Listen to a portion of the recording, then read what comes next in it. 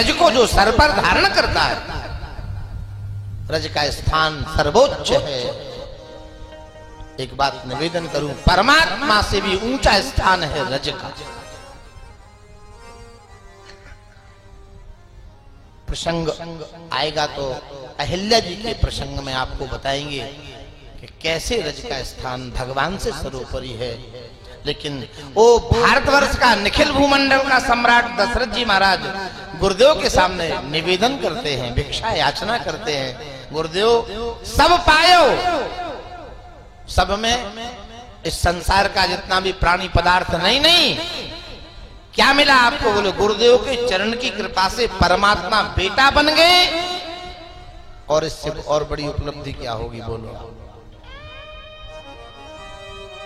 सब पायो, इसके लिए क्या अनुष्ठान करना पड़ा? बोले कुछ नहीं, केवल गुरुदेव की चरण को उठा करके मत्थे पे रख लिया। ये मेरा अनुभव है, महाराज कहते मेरा प्रैक्टिकल है।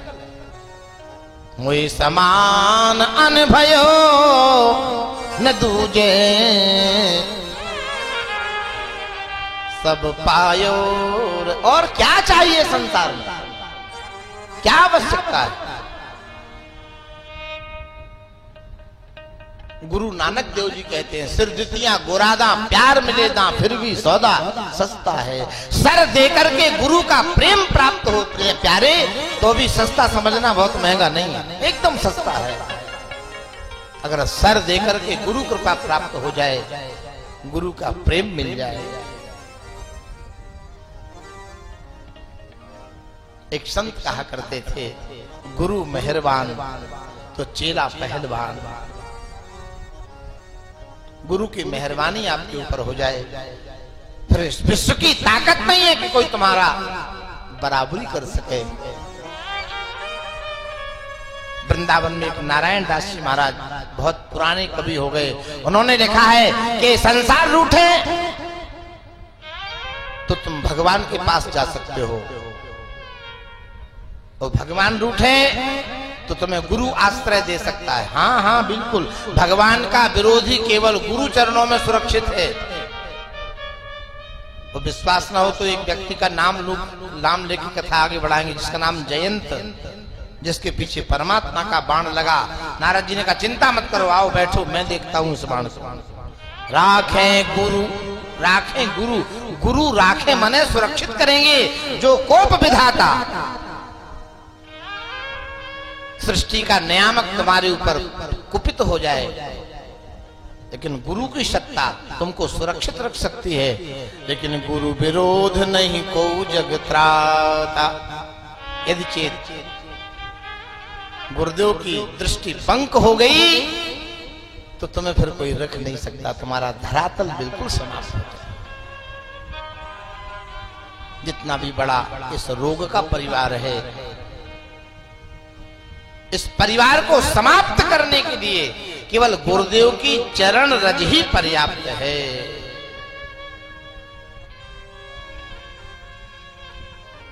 भागवत में एक साधन है, अकामा सर्व कामोवा मोक्ष काम उदारधी तीव्रेण भक्ति योगेन यजेत पुरुषम परम। संसार में बहुत सारे देवता हैं, भारतवर्ष में तो वृक्षों में, नदियों में, पर्वतों में, मंदिरों में। हम यूं कहेंगे कि भारत के प्रत्येक कण में देवता है। कहां कहां पूजोगे आप? बोलो आप, समय कम पड़ जाएगा, इतनी आयु नहीं है, इतनी क्षमता नहीं है, इसके बाद इतनी निष्ठा नहीं है। तो बड़ी सुंदर उपलब्धि है, बोले केवल गुरुदेव के चरणों में समाश्रय कर दो आप। एक लोटा पानी कहीं भी छोड़ते हैं आप, वो समुद्र में जाता है। आकाशात पतितो तोयम यथा गच्छति सागरम। उसी प्रकार ब्रह्मांड का जितना भी अस्तित्व है सब श्री गुरुदेव के चरणों में विराजमान है। गोस्वामी जी कहते हम ये मोरी मैं चूरन चारो, हमें मोरी मैं चूरन चारो, मन सकल भव रोज परिवारो, तुझे परिवार बंदाऊं गुरु पद पदों में परागा बंदाऊं गुरु पद पदों में परागा सुरुचि सुवास सरस अनुरागा सुरुचि सुवास सरस अनुरागा बंदाऊं गुरु पद पदों में परागा बंदाऊं गुरु पद पदों में परागा ऐसी मंगलमय जो श्री चरण की मंगलमय जो रज रानी है, प्राप्त होने पर अनुराग प्राप्त होगा और अनुराग जब प्राप्त हो जाएगा तो रामचरित मानस आपको सुलभ हो जाएगा। अब आप कहेंगे रामचरित मानस किसी भी गोरखपुर की दुकान पर जाओ, गीता प्रेस पर लेके आ जाओ। नहीं, तुम्हें किताब मिल सकती है, पोथी मिल सकती है, लेकिन मानस का जो मर्म है जानते हो कैसे मिलेगा? एक ग्रंथ पढ़ने से नहीं आता, एक कंठ करने से नहीं मिलेगा। कहां तक कहें तुम्हें परमात्मा स्वयं कह दें तो भी तुम्हें वो उपलब्धि प्राप्त नहीं होगी, क्योंकि गोस्वामी जी की मान्यता है कि जिसको मानस सुलभ करना है, जे श्रद्धा संबल रहित नहीं संतन कर साथ तिनका मानस अगम अति। पहले गुरुदेव के चरण की रज को प्राप्त करो, अनुराग प्राप्त हो। वो अनुराग होगा तो तुम्हारे भीतर श्रद्धा का जन्म होगा। जब श्रद्धा का जन्म होगा तो तुम्हें ज्ञान प्राप्त हो जाएगा। ज्ञान पढ़ने से नहीं आता, ज्ञान ट्यूशन लगाने से नहीं आता, ज्ञान कोई आसव वगैरह जो डॉक्टर लिखते नहीं, नहीं, ज्ञान तो जिसके पास श्रद्धा होगी। श्रद्धावान लभते ज्ञानम, गीता। अर्जुन ने पूछा भगवान से श्रद्धा किसको होती है, ज्ञान किसको होता है? बोले जिसको श्रद्धा होगी उसको ज्ञान प्राप्त होगा। श्रद्धावान लभते ज्ञानम। अगर वास्तव में ज्ञानी बनना है तो अपने जीवन में श्रद्धा का समुचित उपाय करके उसका वर्धन करो। वो श्रद्धा का प्रैक्टिकल कहां होगा? श्रद्धा का प्रैक्टिकल श्री गुरुदेव के चरणों में होगा। जब तक इनके चरणों की रज का अंजन नहीं बनाओगे। हमारे पास दो पदार्थ हैं तुलसीदासी दर्शन में, तुलसी दर्शन में दो बातें। बोले एक बात क्या, जिसके नेत्र में मोतियां बिंद हो और उसको शीशा देखने को मिल जाए तो उसको अपना स्वरूप स्पष्ट नहीं देखता। तो शीशा देखने के लिए आवश्यकता क्या है? बोले नेत्र ठीक करिए पहले, तब शीशा में अपना मुंह देखोगे। अच्छा, अगर शीशा ही गंदा हो, नेत्र बहुत अच्छे हो तो भी बात नहीं बनेगी। आपके नेत्र बहुत अच्छे हैं, आप बहुत दूर तक देख लेते हैं, नेत्र में कोई रोग नहीं है, ग्लूकोमा नहीं है, मोतियाबिंद बिंद नहीं है, लेंस नहीं पड़ा है, नेत्र स्वस्थ हैं, लेकिन सामने का शीशा बिल्कुल गंदा है तो भी आपका उसमें मुख नहीं दिखेगा। दोनों बातें अलग।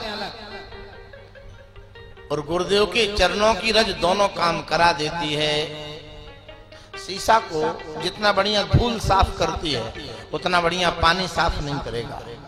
बढ़िया सुंदर सी धूल जिसमें कंकड़ न हो, जैसे गऊ के गोबर का जो विभूति बनती है जो महात्मा सर में रखते हैं, उस विभूति से आप शीशा साफ करें, कंडे की राख से शीशा साफ करें, एकदम क्लीन हो जाता है, उसमें साफ साफ दिखने लगेगा।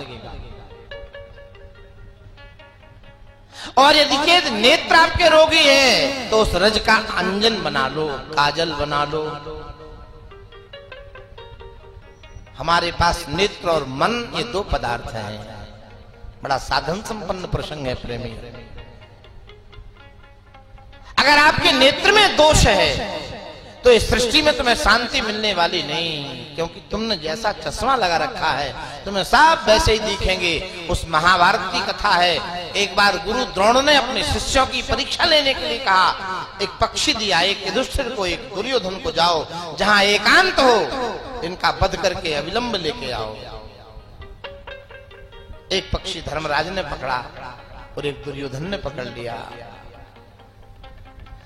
धर्मराज जहां जहां जाए, गुरुदेव की आज्ञा थी इस पक्षी का वध करके वापस आना है। तो जब वध करने का मन बनावे तो लगे कि यहां कोई देख रहा है, उन्हें अनुभव हो जाए और पक्षी का मारने का निर्णय उनका बदल जाए। पूरी पृथ्वी में धर्मराज घूमे लेकिन कहीं उन्हें एकांत नहीं मिला, लौट के आ गए। और दुर्योधन तो गया एक खंडहर में, पक्षी का गला ऐंठा और गुरु के पास आ गया। महर्षि द्रोण ने पूछा, क्यों भाई दुर्योधन, हमारी आज्ञा का पालन हो गया? बोले हाँ गुरुदेव। कहाँ? बोले फलाने खंडहर में गए थे, वहां कोई नहीं था, बरसों से कोई नहीं रहता, वहां कोई नहीं था, उसमें मार डाला हमने। लौटे धर्मराज उस पक्षी को लेकर के, बड़े दुखी थे, गुरु आज्ञा पालन नहीं हो पाई। क्या बात है? बोले गुरुदेव, जब इसको मारने का हम मन बनाते तब कोई हमको रोकता, ये गलत करने जा रहे हो। महाराज श्री धर्मराज ऋषि ने दया का चश्मा लगा रखा था, उन्हें सब जगह दया दया दिख रही थी, और दुर्योधन के नेत्रों में हिंसा का चश्मा लगा हुआ था। हमें अपनी दृष्टि को शुद्ध करने की आवश्यकता है। दृष्टि, और दृष्टि शुद्ध हो जाए तो इस सृष्टि में बड़ा आनंद है, एकदम एकदम आनंद है, कहीं दुख है ही नहीं। इतना आनंद का संसार हमारे लिए भगवान ने दिया और हम इसका आनंद नहीं ले पा रहे हैं। कारण क्या है? ये जो दृष्टि में जो दोष आ गया, हमें पूरे सब जगह दोष ही दोष दिख रहा है। तो दृष्टि का दोष समाप्त कैसे हो? गोस्वामी जी से पूछा। गुरुपद रज मृदु मंजुल अंजन, गुरुदेव के चरण की रज का अंजन बना लो, अंजन आंख में लगेगा। आज से 20, 25, 50 वर्ष पहले इन नेत्रों के ऑपरेशन की प्रक्रिया नहीं थी हमारे यहाँ। सुरमा लगाओ, काजल लगाओ, मधु डालो, गाय का पुराना देसी घी डालो, नेत्र के रोग समाप्त। एक बार कबीरदास जी महाराज को नेत्र का रोग हुआ, बाबा वैद्य के पास में गए, बोले वैद्यराज हमको कम दिखता है, कोई सुरमा बनाइए। तो वैद्य जी ने कहा बाबा तुम्हें सुरमा लगाना पड़ेगा, ले जाओ सुरमा लगाया करो। कबीर बाबा बोले कहाँ लगाएं, आंख में तो जगह ही नहीं है। अरे वैद्यराज बहुत हंसे, कैसे साधु हैं, आंख में जगह क्यों नहीं है? बाबा आंख में कौन है? तो बाबा बोले कबीरा काजर रेख की अब तो दई न जाए, नैनन प्रीतम रम रहा तो काजर कहाँ समाए। पहले से आंख में कोई बैठा हुआ है, काजल की जगह नहीं है। नैनन प्रीतम रम रहा तो काजर कहाँ समाए। नेत्र में प्रियतम बसे हुए हैं, काजल की भी जगह नहीं है। ये कितनी पवित्र दृष्टि है, जिस दृष्टि में केवल ईश्वर रह रहा है। और ईश्वर किसके आधार पर रह रहा? बोले गुरुदेव के चरण की रज की कृपा से। आपको दृष्टि को पवित्र करना है तो श्री सद्गुरुदेव के चरण की रज का अंजन बना लो। आंख ठीक हो गई, फिर समस्या का समाधान नहीं हुआ, फिर भी समस्या बनी। क्यों? अगर आंख ठीक हो गई लेकिन शीशा गंदा है तो भी आपको अपना चेहरा नहीं दिखेगा, क्योंकि आपकी आंख आपका चेहरा देखने में समर्थ नहीं है। अपने चेहरा को देखने के लिए आपको शीशा की सहायता लेना ही पड़ेगा। तो पहला साधन है, बढ़िया शीशा को धूल से साफ करो। गुरु पद रज मृदु मंजूल अंजन, गुरु पद रज मंजूल अंजन, नयन अमीय दृग दोष विभंजन, नयन अमीय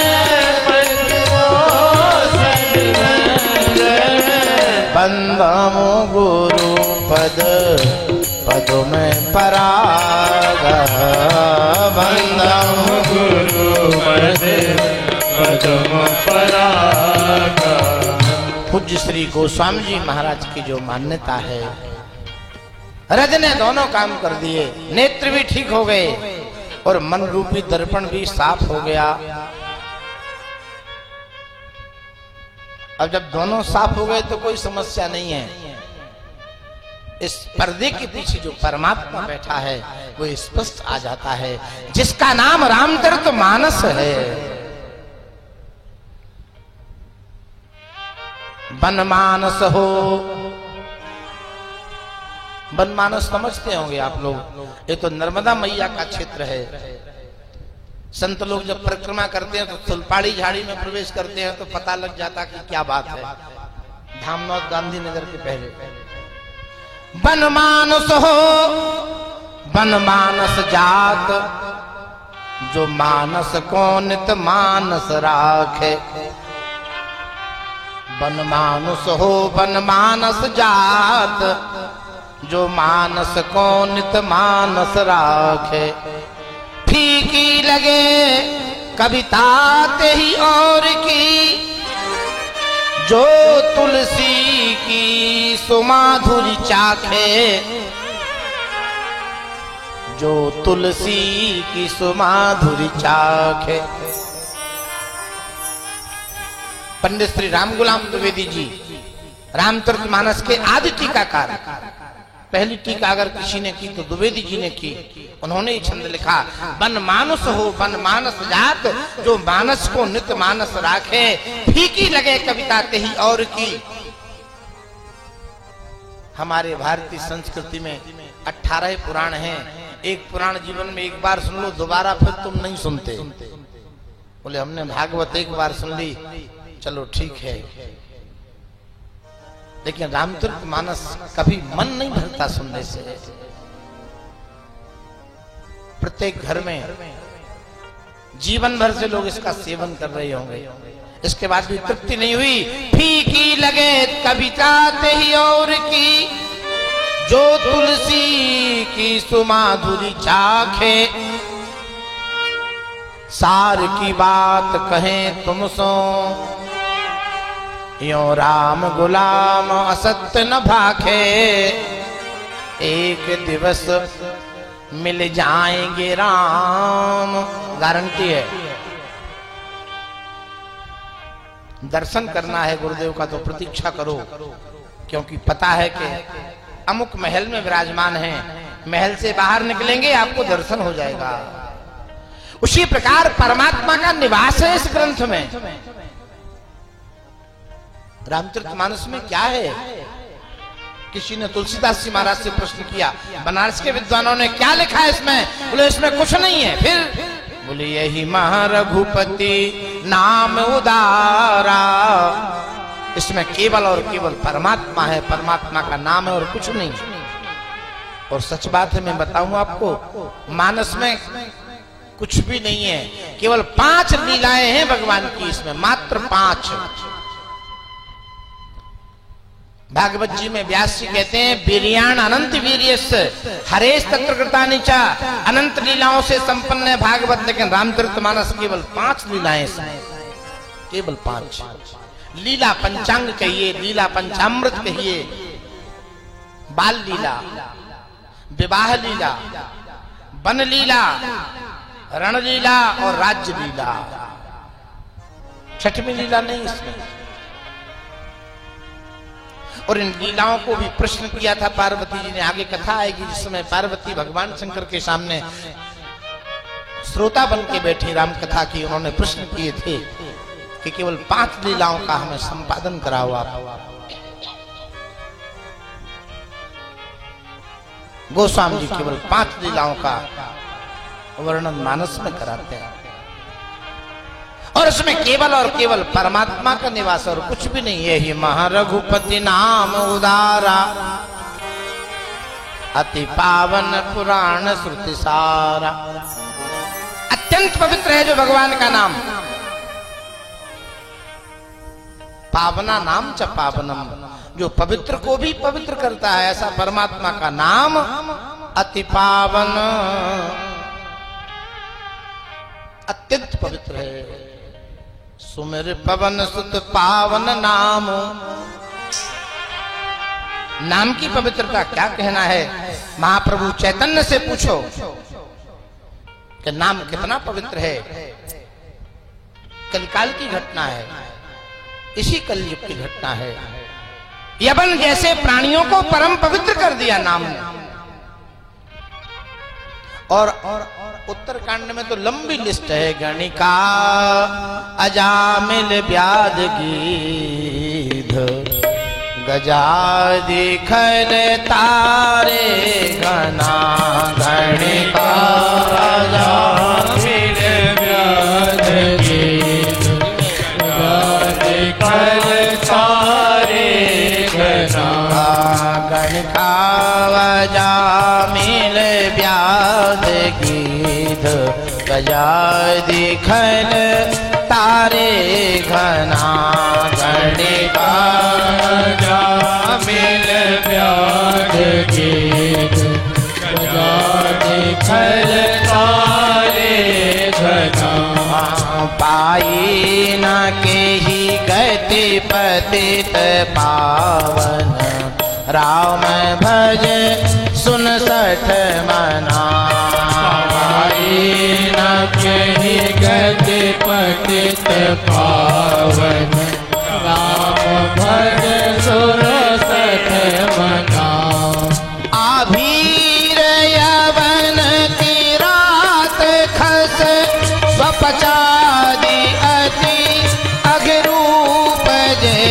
आभीर यवन की रात खस स्वपचादि अति अघरूप जे। कहने में बारक ते पिपावन। हो हे राम नमामि ते। कहने में बारक ते पावन। ओ हे राम नमामि ते। गणिका अजामिल व्याध गीध गजादि खल तारे घना। गणिका अजामिल व्याध गीध गजादि खल तारे घना। परमात्मा के नाम का जो महत्व उन अधमों में सुनने को मिला, वो महर्षियों के बीच में नहीं मिला। गणिका अजामिल।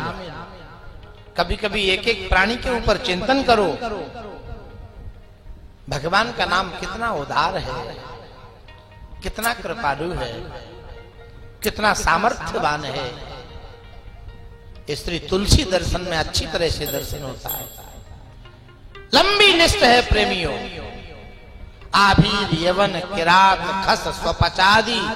थक गए बाबा बोले घना। घना माने बहुतायत। ऐसा उदार नाम किसमें है। गोस्वामी जी इशारा करते हैं, यही महा अस्मिन् सांप्रतम ग्रंथे श्रीमद्मन्मानस महा, जो ग्रंथ है आपके सामने, इसमें पवित्र नाम ही है और कुछ नहीं है। अच्छा तो बाबा सीधा नाम ही क्यों नहीं लिख दिया, फिर इतनी कथाएं क्यों लिखे आप बताओ। बड़ा सुंदर एक सूत्र है, जब किसी किसान का कोई पात्र कुआं में गिर जाए, अब तो कुआं समाप्त है, देखने को नहीं मिलते। आपकी बाल्टी, आपका लोटा, आपका कलश, आपका घड़ा, आपका कमंडल कुआं में गिर जाए तो कुआं में गिरने निकालने के लिए एक वो कांटा बोलते जिसको, वो डाला जाता है। लंबी रस्सी होती है, कांटा आगे बांध के कुआं में छोड़ दो। और प्रेमियों, कांटा एक नहीं बांधा जाता, कांटे इकट्ठे बांध के डाले जाते कुआं में। और पूरे कुआं में अब यूं यूं वो खोज रहा है। इत्तेफाक से कुआं का गिरा हुआ पात्र आपके कांटे में फंसता है। लेकिन एक बात देखेंगे आप, 10 कांटे डालेंगे तो पात्र एक ही कांटे में फंसता है, 10 में नहीं फंसता वो पात्र। अच्छा तो एक ही क्यों नहीं डाला, फिर 10 क्यों डाले? जब एक में ही फंसना था तो एक डालते। बोले बाबा ये कंफर्म नहीं है कि किस में फंसेगा, लेकिन फंसेगा एक में। शास्त्र में अनंत कथाएं हैं और इस विश्व में अनंत जीव हैं, लेकिन प्रेमियों कंफर्म नहीं है आपका चित्त भगवान की किस कथा में फंसेगा। इसलिए अनेक पुराण, इतिहास, लीला, आख्यान, उपाख्यान, व्याख्यान सुनाए जाते हैं। कहीं नहीं कहीं तो चित्त फंसेगा आपका। लेकिन भगवान के नाम में लंबी लिस्ट है, नाम में भेद नहीं है। बिल्कुल कथाओं में भेद हो सकता है। रामचरितमानस में 4 कल्प की कथा है प्रेमियों, 4 कल्प की। यहाँ 4 राम जी के अवतार हैं, 4 रावण हैं, 4 दशरथ हैं, 4 घाट हैं, 4 वक्ता हैं, 4 श्रोता हैं। क्योंकि सरोवर के 4 घाट हैं। जे यही पावन सुभग सर घाट मनोहर, सुंदर मनोहर घाट हैं। एक घाट में 7 सीढ़ियां हैं जल तक, नीचे तक पहुंचने के लिए, और एक एक घाट पर एक एक वक्ता बैठा है। पूर्व के घाट पर भगवान शंकर कथा कह रहे हैं,